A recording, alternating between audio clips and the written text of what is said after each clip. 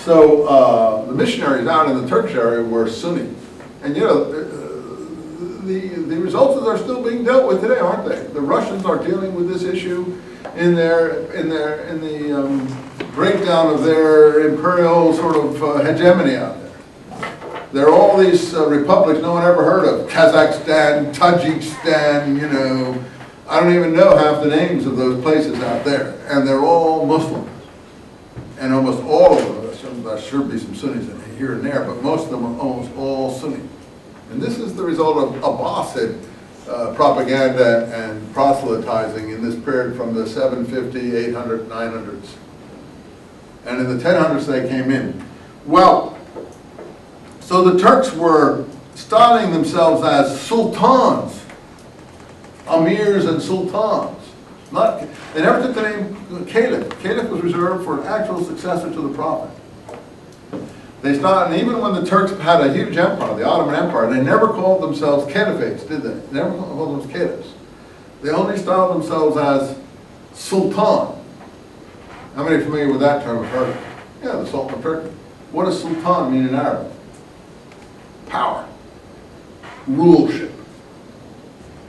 Just like Saif, sword, Amir, commander.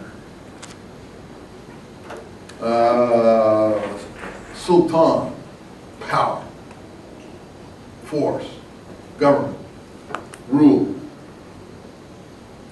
So that's how they styled themselves. But they were, again, protecting the caliphate. But the Turks, the different tribes that were on the move in a nomadic sort of way with wagons and things like that, and then slowly, these Turkish tribes were penetrating not only northern Iraq, where were they mainly going into? Well, the Byzantines had never been totally conquered by the Arab and Muslim armies from the Ottomans or the Abbasids.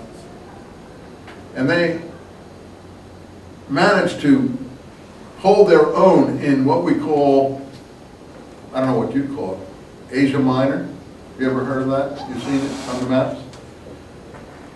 The Turks call it what? Anatolia. You've heard of that word? Anatolia. So those areas there were still under Byzantine control. The Muslims had not penetrated. Today, what are they? They're totally Islamic. But then they were Greek, Hellenistic, Byzantine, Greek Orthodox, Armenian Orthodox, Greek Orthodox, and so on. The border was at the Syrian mountains. And they never really managed to change that. Well, I think it was on purpose that probably the authorities encouraged the Turkish tribes coming north to penetrate those areas and slowly push into those areas as settlers and whatever.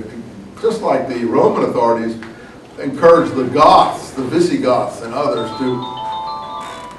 That's you. Sorry. I'm sorry. You want to turn it off at that moment? That's all right. Yeah, please do. Just like the others, never really, the Romans encouraged all these barbarian tribes, as they called them, Germanic and Finnish and Hungarian type groups, to go into Spain and North Africa, which is why Spain got to be called Andalusia, as I told you. Where did that name of Spain, Andalusia, come from? Who went into Spain under Roman encouragement before the Visigoths? Bernadette. Don't even try. That's the point. Vandals. Oh, they were there? Okay, so the Vandals were pushed into Spain, or bribed to go off into Spain, and that's where the word, as I told you, Andalusia comes from, that word.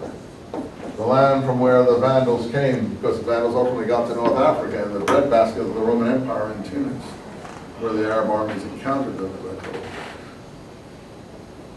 What? I'm sorry. You are interrupting me. I really would appreciate you just sit down and relax, because you come in the middle, and everyone we're in a flow of information. But go ahead. What's your story about? No, I was just wondering what you said the Vandals was pushed out of.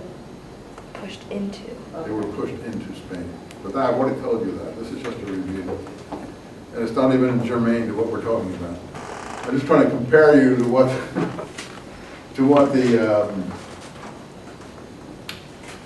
what the Turks probably were being done by the Boston authorities, something like that, like the Romans did to these tribes.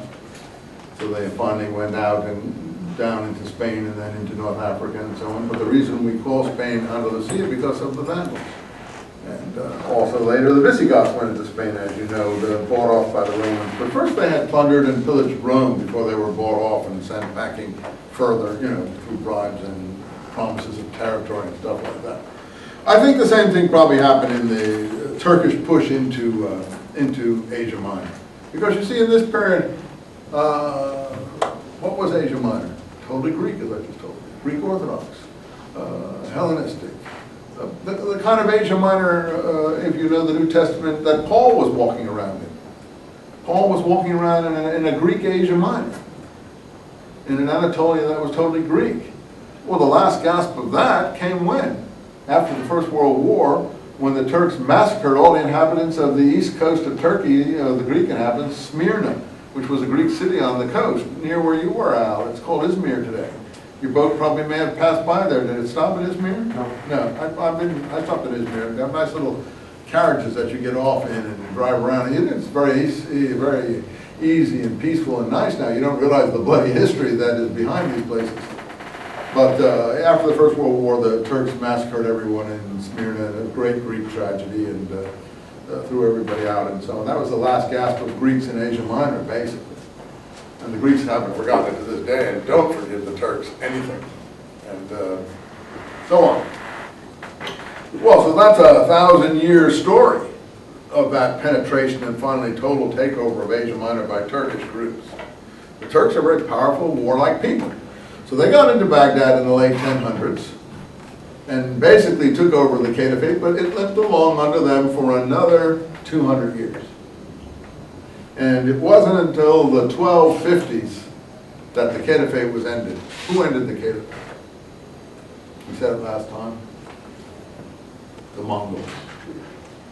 The Mongols were not like the Turks. Were not like the Buyids.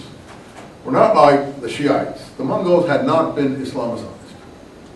The Mongols were really, I don't want to call them rapacious because I don't think they were rapacious. They were just, for some reason, out for plunder and spoil and conquest. What was driving them? Population explosion? I don't know. It started with Genghis Khan. And Genghis Khan was operating in the Central Asian